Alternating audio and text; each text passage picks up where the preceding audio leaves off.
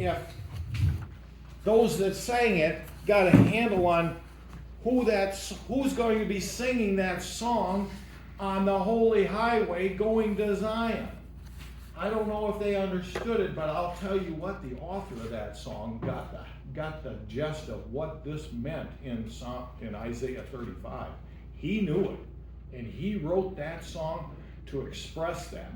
I don't know if these singers did, because, you can turn it back. I did. Turn it back up. Because had they thought that, well, I'm going to end up throwing some stones because I can't play this on YouTube. I'm just going to let it go. Lord will give it. Take care of us. Okay. When does this chapter occur? Oh, by the way, I started out about the train. There's 4 ways that you can get to Zion today before this time. You can go by train, or you can go by bus number 1, which goes direct route from Tel Aviv right to Zion, or you can go by bus number 2, which uses a step off. You go to a bus, then you go to another bus, and it takes you in there. Or you can go number 3, and that's taking 3 buses to get there. So already there's a road to Zion. It's not like what God's going to make, but there's already a road to Zion. You want to get from Tel Aviv to Zion, there's already a road. In fact, there's a high-speed train, 1 hour and 54 minutes you can get from Tel Aviv to Jerusalem and Zion. Are we living in the end days? Man, God's going to make this for the rest of the world, but they've already got it right there in Israel. Amazing, amazing. Okay.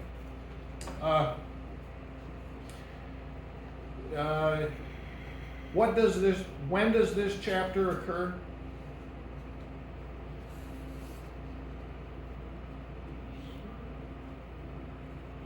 When does the roads occur? Yeah.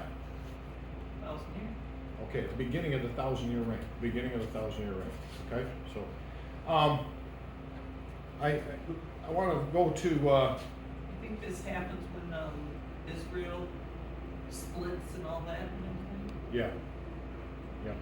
You mean when Jesus comes back and then splits the Mount of Olives? And yeah, I think that's when. And Israel will be the city of Jerusalem will be elevated above all other cities in the world. There won't be, Denver is Mile High City? Yeah. There ain't gonna be no city that's higher than Jerusalem. God is going to raise Jerusalem. It's gonna be the highest. Now, does that mean he's gonna bring Denver down? I don't know. But Jerusalem will be the highest. And you can kind of see that kind of stuff, because what do the Muslims think when they build a church next to another church? You got your church, you got your steeple there with a cross up at the top, and the Muslims build a church right across the road. What do? They put their half moon a little higher than yours. You will never see a Muslim church, a mosque, with its steeple that's a little bit shorter than anybody else. They are always the highest. And God is going to bring his nation, his city, to the highest point. It's interesting, isn't it? Okay. I put in there under E, I wrote out both of these verses, Isaiah 35:10 and 51:11. The one is spoken about Israel in Zion, the other one is spoken about Gentiles traveling to Zion. Gentiles traveling to Zion. Now, the question, and I don't have a real good answer for this. We come back with Christ. Let's say we're all Gentiles. It is Jewish people that are saved during the church age too. But let's say we're just taking those that come back with the Lord at his return to set up his kingdom, and all of this group are Gentiles. And we know that Christ divides the world up because some will be given 2 cities, some will be given 4 cities, some will be given no cities. Remember Jesus' parable? Because of their faithfulness and their lack of faithfulness. And he says, so some will be given cities. And where would the cities be? It wouldn't be here in Israel. They would be in Shinar, in the land of the thorns, in the land around the world. So those that are in charge of these cities will be the faithful believers during this time. Is it getting a little more muddy? It's big. It's big. That's why I say God has such a big thing waiting for us. I want to read this under F. And to all those pastors that will listen on YouTube. Dear gospel preachers of today, great shame shall be upon you if you do not show God's children their appointed future. The great God that created the heavens in a day and laid out all life on the earth, both in the seas and in the air, will hold your judgment in his hand if you do not feed his sheep with their blessed hope. May God have mercy on those he has called to this task, that through laziness, complacency, or willful ignorance have failed to fear the great God who appointed them to feed my sheep and to give them the whole counsel of God.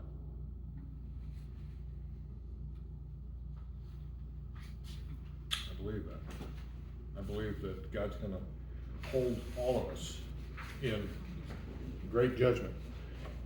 And you don't want to be, and I'm addressing this to the pastors that may be listening on the YouTube, if you're not giving the whole counsel of God, if you're not telling the sheep what's going to happen, you're going to answer to the God that created all of heaven. You're going to answer to him why you did not bring these things to light. And as a sheep that has been fed by pastors throughout my life, I have not been fed with this. I've not been fed with prophecy. And the day will come when they will give an account before our God. So that's kind of that's my conviction, and I hope. Doesn't as the days get closer though, they have more knowledge of it, where before it was more hidden? Yep. Yeah, because Daniel says I think it's Daniel chapter 12, where he says that seal up the books, Daniel, until the time of the end, because they will understand when that time comes. But you aren't supposed to understand, Daniel, but they will understand then. So knowledge will get more. We will start seeing things like a mark of the beast. How could you put a mark of the beast on every human being on the face of the planet? We can do it now. How can you show the whole world that the 2 witnesses are dead in Jerusalem? Just pick up your phone and look at it now. We have the technology to be able to do it. We have the giant. We're talking about making an image to the Antichrist, and it both speaks and causes everybody to worship it. We can see a prototype, early prototype of that in this giant, can't we? Did you guys get to see that, Phil? Karen, did you see that thing? That's interesting, isn't it? Yeah. Man, it kind of gives you kind of willies in the back of your head. Man, oh man, that's like weird. But during the time of the end, Daniel was told they'll understand it. We're at that time. And why is it that a Jack Hibbs and a J.D. Farag and some of these other guys are out there talking over and over about the rapture is coming? We're at the end. And they're poo-pooed by who? Not by the lost. More often by the churches. Yes. By the churches. Yes. A good Bible church here, and I'm not even going to say the name of the pastor because I had respect for him, for so good, that we interviewed to come here where I attend now, and said, what about the rapture? He says, well, We don't really know when the rapture's coming. It could be 200 years from now or so. And I'm thinking, you are a pastor. You're leading the flock. You're telling them to be watchful of the thief that's coming in the night. And you're telling them that thief might not come for 200 years. What? That's exactly opposite of what the Bible tells us. We're supposed to be watching for his return. And he even tells us he's going to give us a reward if we watch for him. We have so many signs now in the world and what's going on with Israel and so much stuff. And that CD that you had about, the marriage of that points it out so beautifully. We got signs all over the place. Yeah. But yet, I know pastors have a lot of stuff on their plate, and I'm glad that God has given us pastors, but if they do not tell us what is coming, they shirk the very thing that they are here for, the very purpose they're here. Don't give me this baloney that, I just don't have a lot of handle on that, or I can't. It's called willful ignorance and complacency and laziness. And I've seen it over and over, and I think you have too in your Christian life. You've seen complacency.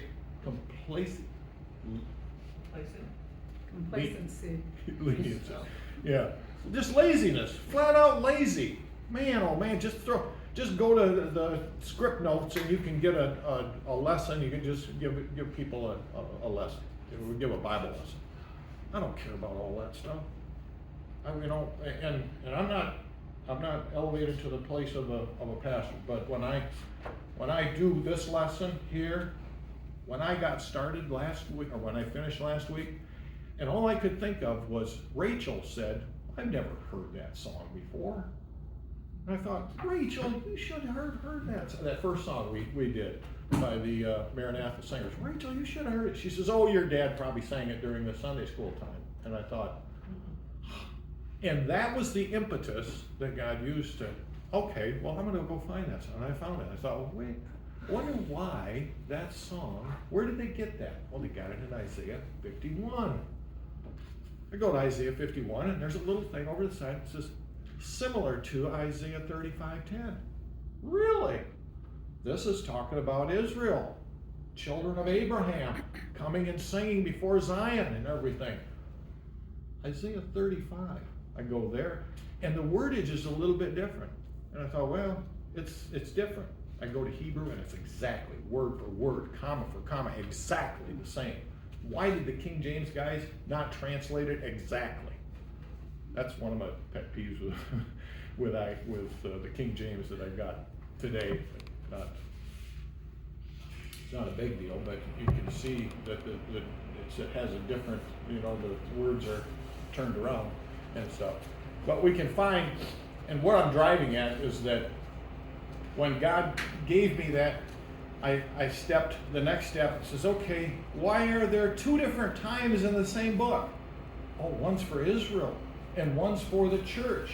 And there's highways. That's interesting. I need to know that. You need to know that. God's got a highway He's going to be building. And it's going north, it's going west, and it's going, like Junior said, around the world. There's going to be highways going to Zion.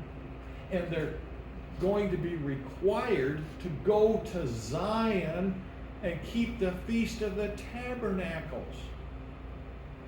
Wow. We got a lot of stuff ahead of us.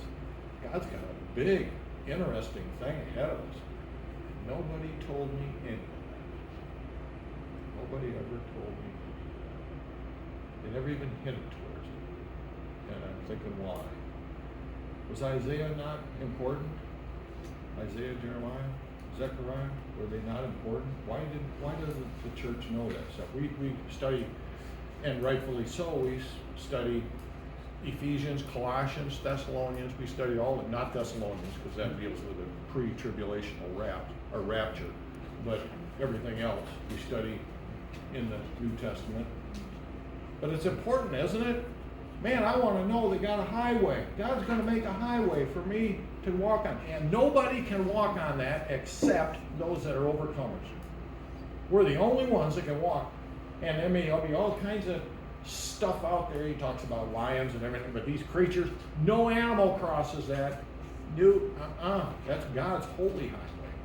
It's only those that are His select that can walk on His highway. Aren't you glad you got a God that He gave us all these little nuggets in there? Okay, that's where we're done with the lesson. I hope that you got as much out of it as I got just studying it, because I thought it was very interesting, especially the highway. Any comments? Gary? I wasn't sleeping. Hang on, she wasn't. She said she wasn't sleeping. We'd asked her before, Dawn, were you sleeping? She says, no, I just put my head down because it gets tired and heavy. That's okay, Dawn. We understand. Here. I just think of there's right today, they're discovering springs in Israel. I don't know Yeah. how that new highway comes in, but it is going to Jerusalem. Yeah. I think Jesus Christ creates that highway. I don't think it's anything we built. I think it's called the Holy Highway. Isaiah 35 is it's a highway of holiness. That's the name. He even tells us what the name is. It's not I-75, not I-69. This is holiness, the highway of holiness. We're going to go over to the highway of holiness. Take I-75 and hit into the highway of holiness, and then we can take it on into Zion. Something like that. It's amazing, isn't it? Okay, let's close in prayer. Any other questions, thoughts, comments? Who are the overcomers that can use that then? Yeah. Who are they? Yes. Today, the overcomers are those that follow the Lord with a whole heart and are confessed up with their sins and have not turned their back on the Lord. You know, I think we see some examples. Esau was not an overcomer. He sold his birthright for a bowl of porridge. Ananias and Sapphira, and I believe all these were believers. Ananias and Sapphira, they lied to the Holy Spirit. They made a choice. They didn't get to be an overcomer. But in 1 Corinthians chapter 10, he tells us to look to Moses and the children of Israel. He says, look to that. Who were those that were not overcomers? They were the ones that said, we do not trust the Lord to take care of us as we go into the promised land. And so God says, okay, then you'll go into the wilderness.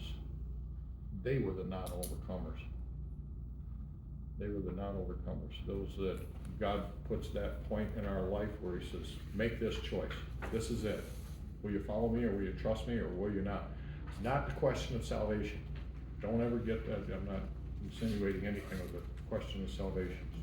The ones, the martyrs that are under the Altar? altar and stuff, do they come back alive and go to 1,000 years, or where do they? I believe so. They're not part of the church. I believe so. I believe all of the church and those in the tribulation time period all go into the millennial age if they're believers. Now, I believe that Book B would say that not the Old Testament. She doesn't think the Old Testament. I don't mean to quote what she would say, but I think that's what she said. So we'll ask her next week. But yes, those that are under the altar that were killed, they were martyrs, they come and they enter into the kingdom age, into the 1,000-year kingdom Would they age. be in the land, because they're not overcomers? Oh, yes. Oh, yeah. Well, overcomers, those overcomers were those in the church age, but I think it spans right on out. They were overcomers because they were willing to give their life for Christ. And in the tribulation, the overcomers are those that do not receive the mark. Okay, those that receive the mark, they're not overcomers. They're unsaved. They're lost. Okay, because I surmise that the Antichrist is going to say, you either get the mark and there's no in between. You know, well, I'm not really for Jesus, but I'm not really for the Antichrist either. I'm kind of in the middle. I don't think there's that kind of thing goes on there in the tribulation time. I think you either do it this way or you do it that way. Is that mud clear? When you all go home, do you sit there and think, what in the world was Clyde talking about? Or do you go back there to Isaiah, go back to Isaiah 35 and Isaiah 51 and read it over a couple of times to yourself, look at the notes, see if you agree with it, and if not, bring back some stuff and tell me why you disagree with it and what you think. But the overcomers, that's a great question, because overcomers are used over and over again. In Revelations chapter 2 and 3, the 7 churches. He tells us overcomers this, overcomers that. I'm just gonna pick one. Overcomers get the white stone. I mean, it's lots of different things. I'm just gonna pick the one thing. Overcomers get the white stone. The non-overcomers, they don't get the white stone. But they're still in the church. They're still born again. Go, Carlotta. All right, we just this week went through something about the overcomers. In the Bible, it says, if you're a Christian, if you've Yes. been saved, Yep. you're an overcomer. Yep. In 1 John. Who is he that overcomes? He that believes that Jesus is the Christ, the Son of God. And I know it's made by the same author, John.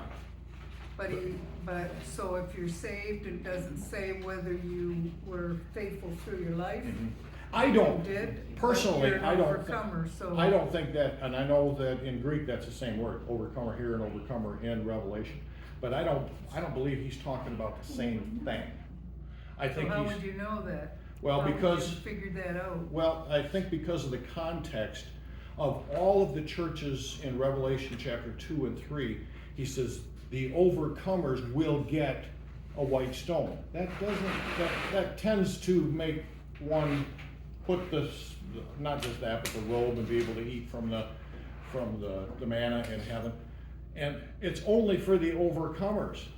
So if all believers get the white stone, and that's what that question comes down to, if you're born again. If all believers get the white stone, if all believers get to eat of the manna, if all believers are covered with the robe, then what's the incentive? Well, it could mean, couldn't it, that just being saved is overcoming Yep. Satan. Mhm. You overcame the unbelief and you accepted the Lord. Yeah, I know where you're coming from there, and it's I'm just curious, it's you a know. good observation. I'm glad that you, but there's those that use that passage in 1 John because he uses the word overcomer, and they dupe that overcomer in the same thing in Revelation chapter 2 and 3, and I don't think we can do that. I think in chapter 2 and 3, he makes it very plain that he's talking to the church, the born again in Ephesus and Pergamum, and he's talking to believers, and he said, those that are overcomers, As a Christian. yes, it goes without reason that there are some that are not overcomers that are within the church. That's why I don't think You know that there Yeah. are people who Yeah. make it all the way through and some just say, oh, well, Yeah. I'm saved and that's it. Yeah, and that's why that argument in 1 John about who is he that overcomes, but he that believes that Jesus is Christ. That argument, I understand where it's coming from, but theologically it doesn't make sense, because he's talking about a reward and something over and above just salvation. And 1 John, he's talking about who is he that overcomes the world? He that is born again. Overcomes the world. Different kind of overcome. Different kind. That's my belief. It's overcome. We'll see. Is that little plainer? Yeah. We'll see. Yeah, we will. That's The one important thing is to overcome everything that comes your Yeah, way. because you want to get the white stone, I believe. You know, because Paul said, I strive for the mark of the prize of the high calling of God in Christ Jesus. Yeah. I'm striving for a mark of a prize, of a Right. high calling. That's, you know, Above just floating along. yeah, I'm not just, okay. I believe the ones that aren't going to be the overcomers are the ones where their rewards are all burned up. Yep. They have nothing. Yeah, and I believe the overcomers are the ones that are gonna receive rewards. They got something. And someone's gonna receive more, other ones ain't going to receive as much, some of them ain't gonna receive anything. You might Yep. not get the white Yep. stone, you might get the other ones. You're not gonna get. Yeah, then we get into that, you know, some will get the white stone, some will get just the robe, I don't know. I wish that there was another chapter there that gave us a little more You got information. mansions, you know, some get one, some Well, get it's more. mansions is dwelling place, we gotta I be mean, careful with not that. only mansions, I mean that Oliver. To answer your question of what you're thinking when you get home, I can honestly say I never heard anything about an overcomer till I came to this class. And what it's done in my life, it's made me stronger. It's made me more outgoing with the public and giving out the gospel. It's been, I thank you, it's been well worth it. You know, it's my pleasure. Isn't the highway something interesting? Yes. To me, that's really interesting. It's gonna be a highway. God's gonna make a highway. And when God makes a highway, it ain't like America's highway. I mean, man, that's gotta be massive. Yeah, and we get to walk on it. Nobody else gets to walk on it. We get to walk on it. That's, you know, when you hear those that say, oh, we're gonna walk on streets of gold and everything. Streets of gold ain't getting here until Revelation chapter 20. We're gonna walk on the holy highway. Maybe God's gonna make that out of gold too, I don't know. But we're gonna walk on that 1,000 years before the New Jerusalem even comes into existence. Interesting, isn't it? Wow. Well, I kept you. Wait a minute, I'm still just a little bit Karen. confused, okay? It says, in my Bible, it says, and the highway will be there, and it will be called the way of the holy. The unclean will not journey on it. Yeah. So, is that unbelievers, No, I believe that's talking about the non-overcomers. I believe that's talking about those that did not follow the Lord in this life, that don't get the reward, that don't get to walk on that. They are That's the, just during the millennial reign, right? right, during the millennial reign. That's I- just 1,000 years. But that's a good observation. That's great that you pointed that out, because that is another big question. Because he talks about the unclean, you know, and we say, well, aren't we clean when Jesus washed us clean? You know, but I think what he's referring to is the Ananiases and fires. He's referring to those, and I always go back to that thing where Paul told us, 1 Corinthians chapter 10, look at the children of Israel. That's the example. It's always look back to the example. Who are they? I think they are the ones that are told to go out to the wilderness. They can't go into the promised land. Where Joshua and Caleb, they got to go in.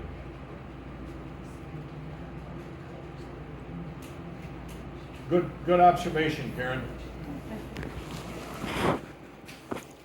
Okay, let's close in prayer. Dear Heavenly Father, thank you for your word. Pray that you'd help us to chew it over and see how you've prepared these things. We look forward to next week when we move on in Revelation chapter 14 and the angel bringing the gospel and various things that are going to happen. Give us wisdom this week as we read ahead and understand some things. We ask these things in Christ's name.